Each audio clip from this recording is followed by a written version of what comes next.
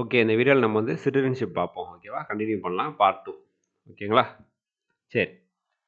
இப்போ நம்ம போன வீடியோவில் பார்த்தோம் இல்லையா? போன வீடியோவில் என்ன பார்த்தோம்? ஆர்டிகல் 5 to 11 பார்த்தோம் இல்லையா?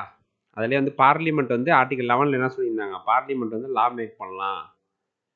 இதில் சிட்டிசன்ஷிப்பை பற்றி லா மேக் பண்ணலாம் அப்படின்னு சொல்லி போட்டிருந்தாங்களா? அது முன்னாடி என்ன வந்துச்சு அப்படின்னா, சிட்டிசன்ஷிப் ஆக்ட் ஆஃப் 1955 அப்படின்னு சொல்லிட்டு ஒன்று வந்துச்சு. இது அமெண்ட்மெண்ட் ஆக்ட்லாம் கிடையாது. சிட்டிசன்ஷிப் ஆக்ட் ஆஃப் 1955 தான். சரிங்களா? ஸோ இதன் மூலியமா என்ன சொன்னாங்க? எப்படி வந்து சிட்டிசன்ஷிப் வந்து ஒருத்தவங்க வந்து வாங்கலாம், எப்படிலாம் வந்து இந்தியன் சிட்டிசனாக வந்து ஆகலாம் அப்படின்றது தான் ஒரு 5 வழி வந்து சொல்லியிருப்பாங்க. சரியா? அதில் நம்ம வந்து ஃபஸ்ட்டு பார்த்தோம்னா பை பர்த். ஓகேவா? இப்போ வந்து பார்த்தீங்கன்னா பை பர்த் அப்படின்னா நீங்க கவனிங்க. A person born in India after January 26, 1950 but before July 1, 1987. ஓகேவா? இந்த டேட்டுக்குள்ளார அவங்க வந்து இந்தியாவில் வந்து பிறந்திருந்தாங்க அப்படின்னாலே, பார்ன் இன் இந்தியா அப்படின்னாலே is a citizen of India by birth, irrespective of the nationality of the parents. Parents வந்து எந்த நாட்டுக்கு சேர்ந்தவங்களா இருந்தாலும் பரவாயில்ல, அதை பற்றி ஒன்றும் பிரச்சனை இல்லை. ஆனால் அந்த யாருக்கு வந்து சிட்டிசன்ஷிப் வந்து கேட்குறோமோ அவங்க வந்து ஜான்வரி 26, 1950 1987 இந்தியாவில் வந்து பிறந்திருக்கணும். பார்ன் இன் இந்தியா, இந்தியன் சாயிலில் வந்து பிறந்திருக்கணும். சரிங்களா? இது இப்படி பிறந்திருந்தா என்னது, இந்தியன் சிட்டிசன்ஷிப் வந்து அவங்களுக்கு வந்து கிடச்சிருக்கும். இது எப்போ வரைக்கும் இருந்துச்சுன்னா ஜூலை 1, 1987 வரைக்கும் தான் இந்த ரூல் இருந்துச்சு. இப்போ July 1 on or after July 1, 1987, ஓகேவா, அவங்க வந்து இந்தியாவில் பிறந்திருக்காங்க அப்படின்னா அவங்க சிட்டிசன் உடனே சொல்லிட மாட்டாங்க. அப்போ இன்னொரு கண்டிஷன் கொண்டு வந்தாங்க. என்ன அப்படின்னா, only if either of his parents is a citizen of India. அப்பா இல்லை அம்மா, ஓகேவா, அவங்க 2 பேத்துல யாராவது ஒருத்தர் என்னவா இருக்கணும், சிட்டிசன் ஆஃப் இந்தியாவா இருக்கணும். முன்னாடி என்ன சொன்னாங்க, நேஷனாலிட்டி வந்து தேவையில்லை, 2 பேருமே அம்மா அப்பா 2 பேருமே இந்தியன் சிட்டிசனாக இருந்தாலும் சரி, இல்லை இந்தியன் சிட்டிசனாக இல்லைனாலும் சரி, ஒன்றும் பிரச்சனை இல்லை, பிறந்தாலே இந்தியன் சிட்டிசன்ஷிப். இப்போ என்ன சொல்லிட்டாங்க அப்படின்னா, இந்தியாவில் பிறந்திருக்கணும், ஆனால் எய்தர் ஆஃப் த பேரண்ட்ஸ் யாராவது ஒருத்தர் வந்து என்னது இந்தியன் சிட்டிசனாக இருக்கணும் at the time of his birth. இப்போ அந்த குழந்தை வந்து பிறந்துச்சு இல்லையா, அப்போ வந்து என்னது அந்த அந்த டைமில் இவங்க வந்து இந்தியன் சிட்டிசனாக வந்து இருந்திருக்கணும், அப்பா இல்லைனா அம்மா. இது வந்து ஜூலை 1, 1987 அப்புறம். இது எப்போ வரைக்கும் கண்டினியூ ஆச்சுன்னா டிசம்பர் 3, 2004 வரைக்கும் தான் இது கண்டினியூ ஆச்சு. அப்போ இங்கேருந்து இங்கே வரைக்கும் தான் இந்த ரூல். அப்போ இப்போ டிசம்பர் 3, 2004 அப்புறம் இந்த டேட்டில் இல்லை, இதுக்கு அப்புறம் பிறந்தா என்ன என்ன அப்படின்னா, பார்ன் இன் இந்தியா அப்படின்னா இது எல்லாமே பை பர்த் தான், இந்தியாவில் வந்து பிறந்த வச்சு தான். ஓகேவா? Born in India, born in India. Dates மட்டும்தான் மாறுது. சரிங்களா? டேட்ஸ்க்கு தகுந்த மாதிரி கண்டிஷன்ஸ் கொஞ்சம் மாறுது. அப்போது டிசம்பர் 3, 2004 அப்புறம் consider citizens of India only if both of their parents are citizens of India or one of whose parents is a citizen of India and other is not an illegal migrant. First என்ன சொன்னாங்க, இங்கே பிறந்திருந்தா மட்டும் போதும் அப்படின்னு சொல்லி சொன்னாங்க. அம்மா அப்பா எந்த சிட்டிசனாக இருந்தாலும் பரவாயில்ல. ரெண்டாவது என்ன சொன்னாங்க, அம்மா இல்லை அப்பா யாராவது ஒருத்தர் வந்து இந்தியன் சிட்டிசனாக இருக்கணும், குழந்தையும் இங்கே இந்தியாவில் வந்து பிறந்திருக்கணும் அப்படின்னு சொல்லி சொன்னாங்க. மூணாவதுல என்ன சொல்கிறாங்க, இங்கே தான் பிறந்திருக்கணும், ஆனால் டிசம்பர் 3, 2004 அப்புறம் இங்கே பிறந்திருக்கணும். அதே நேரத்தில் என்னது, அம்மா அப்பா 2 பேருமே இந்தியன் சிட்டிசனாக இருக்கணும். அப்படி இல்லை அப்படின்னா ஒருத்தவங்க அம்மா இல்லை அப்பா யாராவது ஒருத்தர் வந்து இந்தியன் சிட்டிசனாக இருக்கலாம். இப்போ ஃபார் எக்ஸாம்பிள் அப்பா வந்து இந்தியன் சிட்டிசன் வச்சுக்கோங்க, அம்மா வந்து is not an illegal migrant at the time of their birth. இப்போ இல்லீகல் மைக்ரண்ட்னா என்னது, இல்லீகல் மைக்ரண்ட் இப்போ நம்ம நாட்டுக்குள்ளார வரணும்னு என்ன தேவை, 2 விஷயம் தேவை. ஒன்று இப்போ நம்மளே இருக்கோம், நம்ம வந்து இங்கே இந்தியாவிலேருந்து இன்னொரு நாட்டுக்கு போனால் 2 விஷயம் தேவை. ஒன்று என்னது பாஸ்போர்ட்டு, இன்னொன்று வந்து விசா. கரெக்டாக, ஒன்று பாஸ்போர்ட்டு, இன்னொன்று வந்து என்னது விசா. சரிங்களா?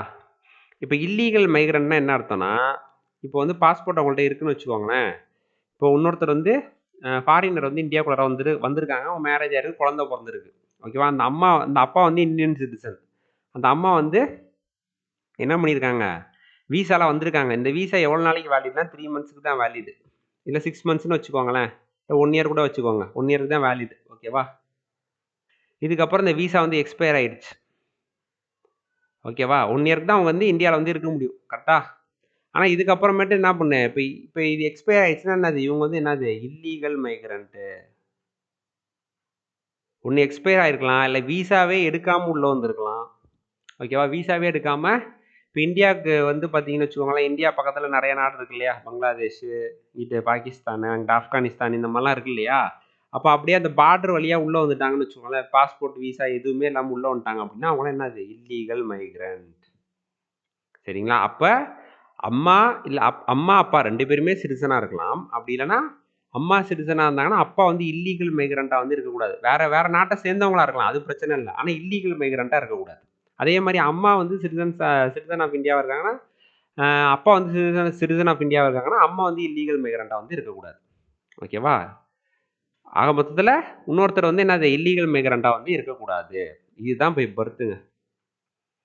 இந்தியாவில் இந்தியன் சாயிலில் பிறந்தாங்க அப்படின்னா இந்த கண்டிஷன்ஸ். ஓகேவா. இப்போ அவங்க இந்தியன் சாயிலே பிறக்கலை.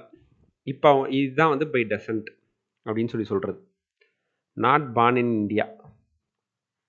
அந்த குழந்தை வந்து இந்தியாவில் பிறக்கலைங்க. ஓகேவா. இப்போ இதுக்கு என்ன கண்டிஷன், அதான் பை டெசன்ட்னு சொல்கிறது ரெண்டாவது. சரிங்களா. A person born outside India on or after January 26, 1950 but before December 10, 1922 is a citizen of India by descent if his father was a citizen of India at the time of his birth. இப்போ வந்து ஆஸ்திரேலியாவில் போய் ஒரு குடும்பம் settle ஆயிடுச்சுன்னு வச்சுக்கோங்களேன். நம்ம Indian குடும்பம் தான் ஆஸ்திரேலியாலேயோ இல்லை கனடாலேயோ எங்கேயோ போய் செட்டில் ஆயிடுச்சு அப்படின்னு வச்சுக்கோங்களேன். செட்டில் ஆகிட்டாங்க. ஓகேவா. அங்கே வந்து அவங்களுக்கு வந்து குழந்தை பிறகுதுங்க. ஓகேவா. இந்தியாவில் பிறக்கல, அங்கே பிறக்குது. இப்போ கேனடான்னு எடுத்தீங்கன்னா கேனடாவில் பிறக்குது அப்படின்னு வச்சுக்கோங்களேன். இப்போ எந்த டேட்டுக்குள்ளார பிறக்குது, ஜனவரி 26, 1950 டிசம்பர் 10, 1992 பிறக்குது அப்படின்னா இந்த குழந்தைக்கு வந்து பார்த்தீங்கன்னா இந்தியன் சிட்டிசன்ஷிப் வந்து கிடைக்குமா அப்படின்னா கிடைக்கும். எப்போ அப்படின்னா அவங்க அப்பா இருக்காங்கல்ல, father was a citizen of India at the time. அந்த ஃபாதர் வந்து இந்த குழந்தையோட அப்பா வந்து இந்தியன் சிட்டிசனாக வந்து இருந்தால் கிடைக்கும். இது வந்து இந்த டிசம்பர் 10, 1992 வரைக்கும் இந்த இது. On or after December 10, 1992, person born outside India, இதே கேஸ் தான், is considered as a citizen of India if either of his parents is a citizen of India. இதில் ஃபர்ஸ்ட் என்ன சொன்னாங்க, அப்பா தான் இருக்கணும்னாங்க. அப்புறம் என்ன சொல்கிறாங்க, அப்பா இல்லை அம்மா 2 பேர்த்தில் யாராவது ஒருத்தர் வந்து சிட்டிசன் ஆஃப் இந்தியாவாக இருந்துச்சுன்னா அந்த குழந்தைக்கு வந்து சிட்டிசன்ஷிப் வந்து நாங்கள் வந்து கொடுக்குறோம் அப்படின்னு சொன்னாங்க. ஓகேவா. எங்கே born outside of India அது எல்லாமே.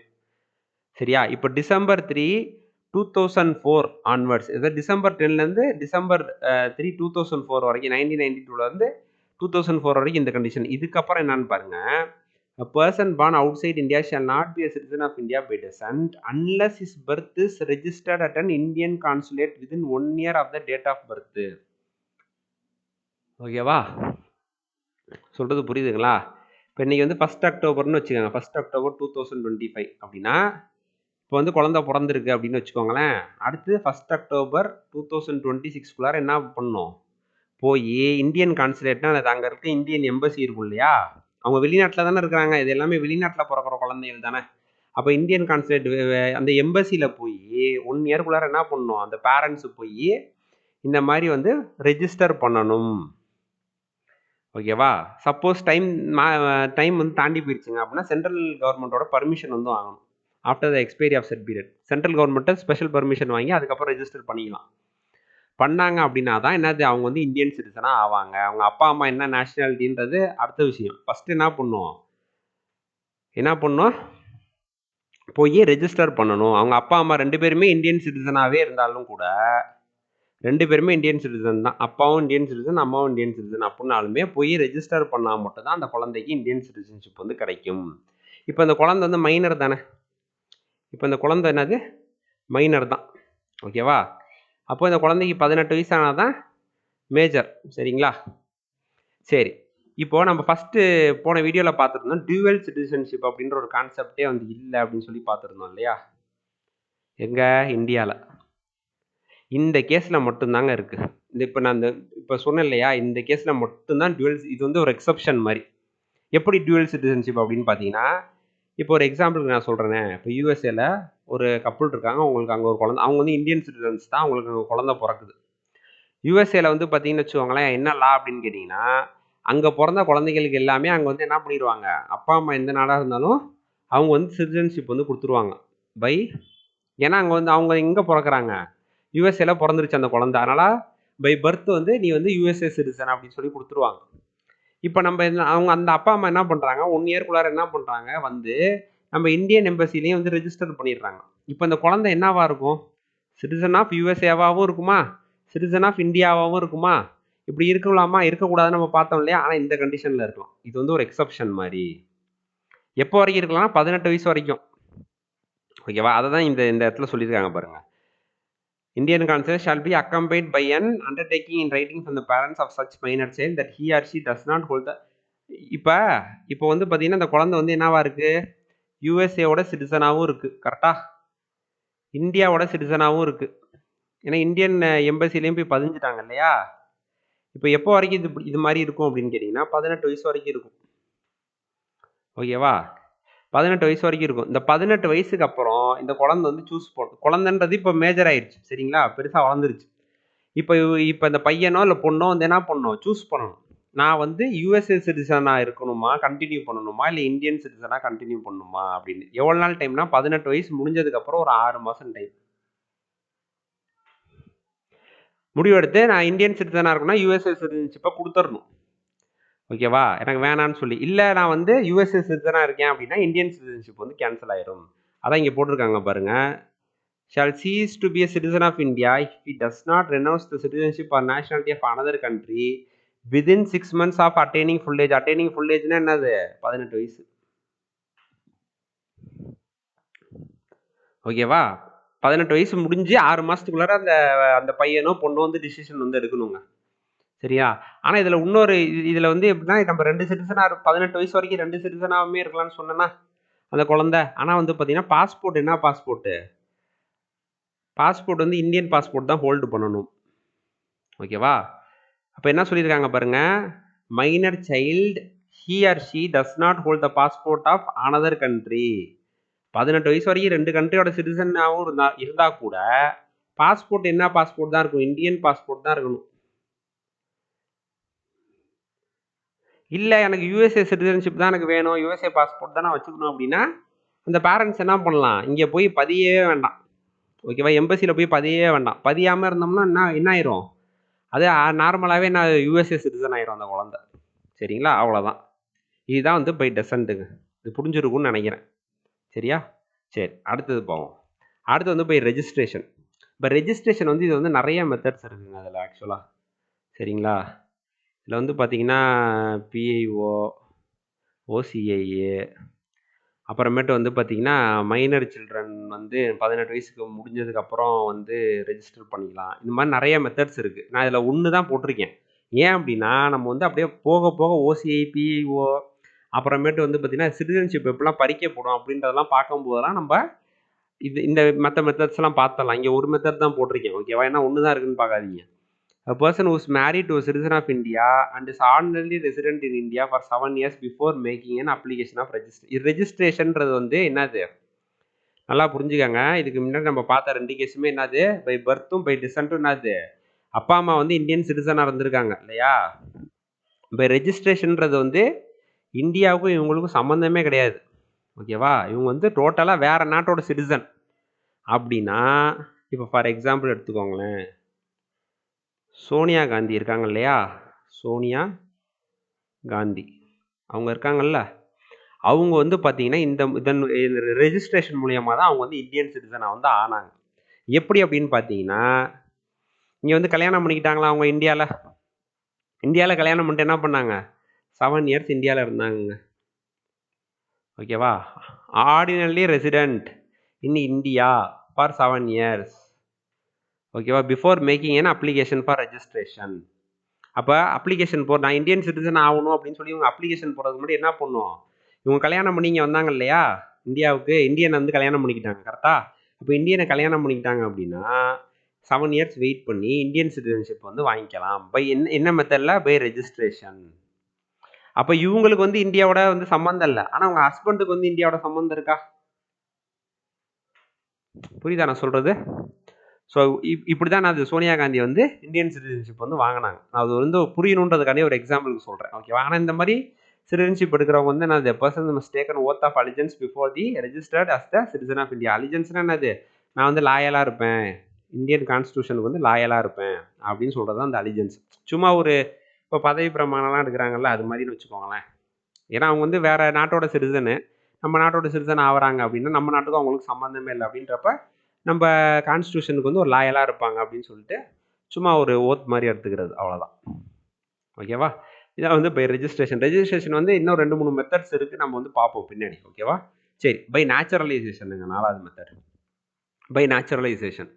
ஓகேவா? நேச்சுரலைசேஷன் அப்படின்னா இது வந்து என்னது, இந்தியாவுக்கும் அவங்களுக்கும் வந்து சம்மந்தமே கிடையாது சுத்தமாக. இப்போ ரெஜிஸ்ட்ரேஷன்லையாவது நம்ம என்ன பார்த்தோம், சோனியா காந்தி என்ன பண்ணாங்க, இந்தியனை வந்து கல்யாணம் பண்ணிக்கிட்டாங்க. இதில் வந்து அந்த பந்தமும் வந்து இருக்காது. ஓகேவா? ஸோ இதில் வந்து எப்படின்னா சுத்தமாக வந்து பார்த்தீங்கன்னா சம்மந்தமே இருக்குது, இந்தியாவுக்கும் அவங்களுக்கும் சம்மந்தமே இருக்காது. அந்த மாதிரி ஆட்கள்லாம் இந்தியன் சிட்டிசன்ஷிப் வாங்கணும் அப்படின்னு நினச்சாங்கன்னா எப்படி வாங்கலாம் அப்படின்றது தான். சரி, அப்போ பாருங்கள், இதுக்கு வந்து ஒரு சில கண்டிஷன்ஸ்லாம் இருக்குது. He is not a subject or citizen of any country where citizens of India prevented from becoming subjects or citizen of that country. First ஒருத்தர் வந்து நம்ம இந்தியன் சிட்டிசன்ஷிப் வாங்கணும் அப்படின்னு ஒரு ஃபாரினர் நினைக்கிறாருன்னு வச்சுக்கோங்களேன், அவர் கண்ட்ரியில் ஃபார் எக்ஸாம்பிள் இப்போ சவுதி அரேபியா எடுத்துக்கோங்களேன். சவுதி அரேபியாவில் இந்தியன்ஸ் வந்து சிட்டிசன்ஸ் ஆக முடியாது. கரெக்டாக? அங்கே வந்து ஸ்ட்ரிக்ட் லாஸ் வந்து ஃபாலோ பண்ணுறாங்க அவங்க. சரிங்களா? அதனால் வந்து ஆக முடியாது. அப்போது சவுதி அரேபியாவிலேருந்து ஒருத்தர் வந்து இந்தியன் சிட்டிசன் ஆகணும் இந்த மெத்தடில் அப்படின்னு சொல்லி ஆசைப்படுறாருன்னா அவரால் ஆக முடியாது. ஏன்னா சவுதி அரேபியா அரசு வந்து இந்தியன் சிட்டிசன்ஸை வந்து அவங்க நாட்டு சிட்டிசனாக வந்து ஏற்றுக்க மாட்டேங்குது இல்லையா? அப்போது அந்த மாதிரி நாட்டில் உள்ளவங்க இங்கே வந்து சிட்டிசன்ஷிப்புக்கு அப்ளை பண்ணாங்க, பை நேச்சுரலைசேஷன் இந்த மெத்தடில் அப்ளை பண்ணாங்கன்னா நம்மளும் கொடுக்க மாட்டோம். அதான் என்ன சொல்கிறாங்க, not a subject or citizen of any country where citizens of India are prevented from becoming subjects or citizens of that country by naturalisation. அந்த கண்ட்ரியில் வந்து நம்ம ஆளுங்க வந்து சிட்டிசன் ஆக முடியாது நேச்சுரலைசேஷன் மெத்தட்லனா, அப்போ அந்த ஊரில் உள்ளவங்களுக்கு இங்கே நாங்களும் கொடுக்க மாட்டோம். ஓகேவா? அவ்வளோதான். இது ஒரு கண்டிஷன். அப்புறம் if he is a citizen of any country he undertakes to renounce the citizenship. அதாவது இப்போ ஃபார் எக்ஸாம்பிள் இப்போ நான் வந்து சிட்டிசன் ஆஃப் ஒரு என்ன சொல்கிறது, ஏதோ ஒரு நாடு எடுத்துக்கோங்களேன், நியூசிலாண்டுன்னு வச்சுக்கோங்க. நியூசிலாண்டு. ஓகேவா? நியூசிலாண்டு. இப்போ நான் வந்து இந்தியன் சிட்டிசன் ஆகணும்னு சொல்லி ஆசைப்பட்றேன் அப்படின்னா ஃபஸ்ட்டு நான் நியூசிலாண்டோட சிட்டிசன்ஷிப்பை நான் என்ன பண்ணிடணும், கொடுத்துடணும். எனக்கு நியூசிலாந்து சிட்டிசன்ஷிப் வேணாம் அப்படின்னு சொல்லி ரெனவுன்ஸ்னா என்னது, திருப்பி கொடுக்குறது, கொடுத்துடணும். ஓகேவா? கொடுத்துட்டோம் அப்படின்னா தான் நம்ம அதுக்கப்புறம் தான் அது இந்தியன் சிட்டிசன்ஷிப்புக்கு வந்து நம்மளை வந்து அக்செப்ட் பண்ணிக்குவாங்க, இந்தியா வந்து அக்செப்ட் பண்ணிக்கும். ஓகேவா? இது இன்னொரு கண்டிஷன். அப்புறம் பாருங்க, த டியூரிங் த 14 இயர்ஸ் பாருங்க, இந்த பாயிண்ட் வந்து படிக்காதீங்க, நான் உங்களுக்கு எக்ஸ்பிளைன் பண்ணிடுறேன். ஓகேவா? இது படிச்சீங்கன்னா புரியாது. இப்போ இங்கே போடுறேன்.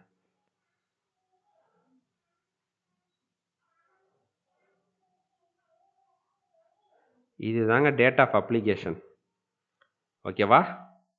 ஒருத்தர் வந்து இந்தியன் சிட்டிசன் ஆகணும்னு ஆசைப்பட்டாரு. அவர் என்ன பண்ணுறாரு அப்படின்னா, நேச்சுரலைசேஷன் மெத்தடில் நம்ம வந்து இந்தியன் சிட்டிசன் வந்து ஆயிடுவோம்.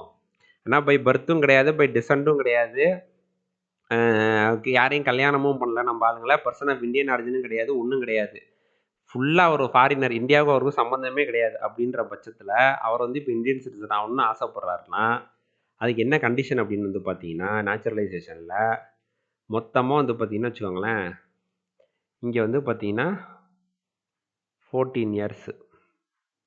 ஓகேவா? இதில் 11 இயர்ஸுங்க. இங்கே வந்து பார்த்தீங்கன்னா 1 இயர். அதாவது 14 வருஷம். ஓகேங்களா? அதாவது டேட் ஆஃப் அப்ளிகேஷனுக்கு முன்னாடி 1 இயர் வந்து கண்டிப்பாக இந்தியாவில் வந்து இருக்கணும். ஓகேவா? இது ஒரு 1 இயராக இங்கே. சரி, அதுக்கு முன்னாடி 14 வருஷம் இருக்குது பார்த்தீங்கன்னா, இந்த 14 வருஷத்தில் 11 வருஷம் அவங்க வந்து இந்தியாவில் வந்து இருந்திருக்கணும். அதாவது கூட்டி பார்த்தோம் அப்படின்னா 11 வருஷம் வந்து வரணும். எப்படி 11 வருஷம்னு கண்டுபிடிப்பாங்கன்னா, அவங்க வெளியே போகிறாங்க, உள்ளே வரப்போலாம் வந்து இந்த ரெக்கார்ட்லாம் இருக்கும் இல்லையா நம்மளுக்கு, அதை வச்சு அவங்க எவ்வளோ நாள் இந்தியாவில் இருந்தாங்கன்னு கண்டுபிடிச்சிடலாம்.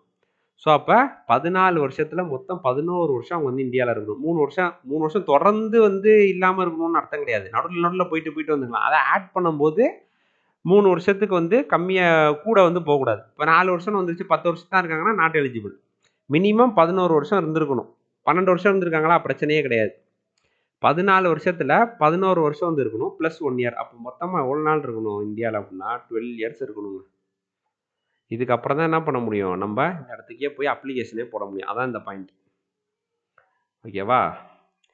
14 years immediately preceding the set period of 12 months. 12 months இந்த 1 year நான் சொன்னேன் இல்லையா, அதான் 12 months.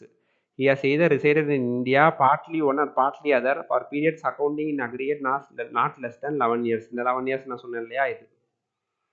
ஓகேவா? இவ்வளோதாங்க.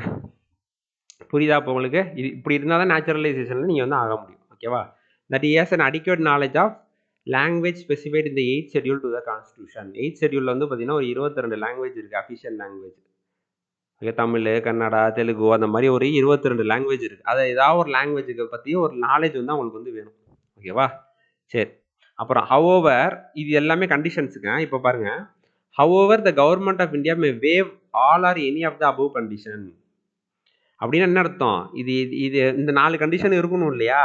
இந்த 4 கண்டிஷனை என்ன பண்ணிடலாம், கவர்மெண்ட் ஆஃப் இந்தியா நினச்சா என்ன பண்ணிடலாம், இல்லைங்க எல்லாம் உங்களுக்கு வேணாம் அப்படின்னு சொல்லிடலாம். எப்போ சொல்லுவாங்க அப்படின்னு கேட்டிங்கன்னா, அந்த அந்த பர்சன் அப்ளை பண்ணுறாங்களா சிட்டிசன்ஷிப்பு, அவங்க வந்து distinguished service to science, philosophy, art, literature, world peace or human progress. அப்போ ரொம்ப ஃபேமஸ் பர்சனாலிட்டிஸாக இருப்பாங்கல்ல, சயின்ஸ் ஃபீல்டில் அவங்க பெருசாக தான் சாதிச்சிருக்கலாம், இல்லைன்னா ஆர்ட் ஃபீல்டு, லிட்ரேச்சர் ஃபீல்டில், ஓகேவா, இந்த மாதிரி ஏதாவது ஒரு ஃபீல்டில் அவங்க பெருசாக சாதிச்சிருப்பாங்க இல்லையா? இப்போ அவங்கள வந்து நம்மளோட சிட்டிசனை ஏற்றுக்கிறது நமக்கு தானே பெருமை. ஓகேவா? அப்போ அவங்களுக்கு என்ன பண்ணிடுவாங்க, இந்த இந்த கண்டிஷன் எல்லாத்தையும் என்ன பண்ணிடுவாங்க, தளர்த்திடுவாங்க. ஓகேவா? வேணாம் அப்படின்னு சொல்லிடுவாங்க. அப்போ இந்த கண்டிஷனுமே அவங்களுக்கு வந்து கிடையாது. இது வந்து பார்த்தீங்கன்னா, இது வந்து யார் பண்ணுவா அப்படின்னா, கவர்மெண்ட் ஆஃப் இந்தியா தான் முடிவெடுக்கும் எந்த கண்டிஷன் வேணும் வேணாங்கிறது. சரிங்களா? இதான் வந்து பை நேச்சுரலைசேஷன். புரியுதா? அடுத்து பை இன்கார்பரேஷன் ஆஃப் டெரிட்டரி. இதாங்க 5வது கண்டிஷன். இன்கார்பரேஷன் ஆஃப் டெரிட்டரின்னா என்னது? இப்போ இந்தியா இருக்கும். இந்தியா வந்து ஃபியூச்சரில் ஏதாவது ஒரு டெரிட்டரியை வந்து அக்வயர் பண்ணுறாங்கன்னு வச்சுக்கோங்களேன், பிடிக்கிறாங்க. ஓகேவா? புதுசாக பிடிக்கிறாங்கன்னா அந்த டெரிட்டரியில் உள்ள மக்கள் எல்லாமே என்ன ஆவாங்க, இந்தியன் சிட்டிசன் ஆவாங்களா? எப்போ ஆவாங்க அப்படின்னா, இந்தியா வந்து அதுக்கு ஒரு நோட்டிஃபிகேஷன் வந்து பாஸ் பண்ணணும், நோட்டிஃபை பண்ணாங்க அப்படின்னா இவங்க எல்லாருமே என்ன ஆவாங்க, இந்தியாவோட சிட்டிசன் ஆவாங்க. ஃபார் எக்ஸாம்பிள் பாண்டிச்சேரி, நம்ம வந்து 1950லே நம்மள்ட்ட இருந்துச்சா பாண்டிச்சேரினா? இல்லை. நம்ம பார்த்தோம் இல்லையா, 1954ல் ஃப்ரெஞ்சு கவர்மெண்ட் கொடுத்து, அப்புறம் 1961 62 அந்த டைமில் என்ன பண்ணாங்க, ராட்டிஃபை பண்ணாங்க அப்படின்னா நம்ம பார்த்தோம், முன்னாடியே பார்த்தோம். நம்ம இது ஆர்டிகல் 1, 2, 3 அந்த இதில் பார்த்தோம். கரெக்டுங்களா? ஆர்டிகல் 1ல் பார்த்தோம்னு நினைக்கிறேன். ஆமாம். ஓகேவா? அக்வயர் டெரிட்டரி அப்படின்னு சொல்லி பார்த்துருப்போம். சரிங்களா? அப்போ வந்து பார்த்தீங்கன்னா பாண்டிச்சேரி வந்து பார்த்தீங்கன்னு வச்சுக்கோங்களேன், 1950ல நம்மள்ட்ட ஒரு பகுதி கிடையாது, ஆனால் 1962ல் தான் பகுதி ஆகுது இல்லையா? அப்போது அந்த டைமில் என்ன ஆகுது, அந்த பாண்டிச்சேரியில் உள்ளவங்க என்னது, இந்தியன் சிட்டிசன்ஸ் அப்படின்னு சொல்லி மாறுறாங்க இல்லையா? Indian citizens. இதே மாதிரி தான் கோவா, டமன் அண்ட் டியூ, தத்ரா நாகர் ஹவேலி, இந்த மாதிரி நிறையா இது இருக்கு இல்லையா? ஸோ இதெல்லாமே சிக்கிமை கூட ஒரு எக்ஸாம்பிளாக சொல்லலாம். ஓகேவா? ஸோ இது எல்லாமே என்னது, ஃப்யூச்சரில் நம்ம இந்தியா வந்து ஏதாவது ஒரு டெரிட்டரியை வந்து ஆக்குபை பண்ணாங்க, உள்ளே நம்ம இந்தியாவோட சேர்த்தாங்க அப்படின்னா அந்த நாட்டோட அந்த டெரிட்டரியோட அந்த மக்கள்லாம் என்ன ஆவாங்க, இந்தியன் சிட்டிசன்ஸாக வந்து மாறிடுவாங்க. அப்படின்னா ஆனால் வந்து என்ன பண்ணணும், அதுக்கு கவர்மெண்ட் ஆஃப் இந்தியா வந்து ஒரு நோட்டிஃபிகேஷன் வந்து கொடுக்கணும். ஓகேவா? இதான் வந்து பார்த்திங்கன்னா ஒரு 5 மெத்தடுங்க, எப்படி வந்து நம்ம சிட்டிசன்ஷிப் ஆஃப் இந்தியா வந்து வாங்கலாம் அப்படின்றதுக்கு ஒரு 5 மெத்தட். ஓகேவா? அடுத்த வீடியோவில் நம்ம வந்து எப்படிலாம் சிட்டிசன்ஷிப் வந்து பறிபோகும் அப்படின்றத நம்ம வந்து அடுத்த வீடியோவில் பார்ப்போம். ஓகேவா? ஸோ அந்த வீடியோ உங்களுக்கு பிடிச்சிருந்துச்சுன்னா லைக் பண்ணுங்கள், ஷேர் பண்ணுங்கள், உங்கள் ஃப்ரெண்ட்ஸுக்கு ஷேர் பண்ணுங்கள், நம்ம சேனலுக்கு சப்ஸ்கிரைப் பண்ணுங்கள். Okay, thank you.